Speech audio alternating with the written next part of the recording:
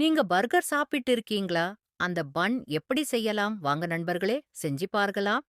முதலில் 180 மில்லி பால், 100 கிராம் சர்க்கரை, ஒரு பிஞ்ச் உப்பு, 5 கிராம் ஈஸ்ட், ஒரு முட்டை மற்றும் 280 கிராம் கோதுமை மாவு சேர்த்து நல்லா பிசைந்து எடுக்கவும். ஒரு பவுலில் போட்டு மேலே எண்ணெய் விட்டு காற்று புகாதவாறு மூடி 1½ மணி நேரம் ஊற வைக்கவும். பின்னர் மாவை எடுத்து சின்ன சின்ன உருண்டைய உருட்டி பேப்பர் கப்பில் போட்டு மேலே முட்டையின் மஞ்சள் கருவைத் தடவி வெள்ளை எள் தூவி மைக்ரோ அவனில் 20 நிமிடம் 160°C வெப்பநிலை வைத்து வேக வைத்து எடுக்கவும். நடுவில் கத்தியால் கட் பண்ணி பர்கர் செஞ்சு சாப்பிட்டு பாருங்க. ஆஹா, நல்லா சுவையாக இருக்கும். குழந்தைகள் மிகவும் விரும்பி சாப்பிடுவாங்க. கடைகளில் வாங்குறதைத் தவிர்த்து நீங்களே செய்து பாருங்கள்.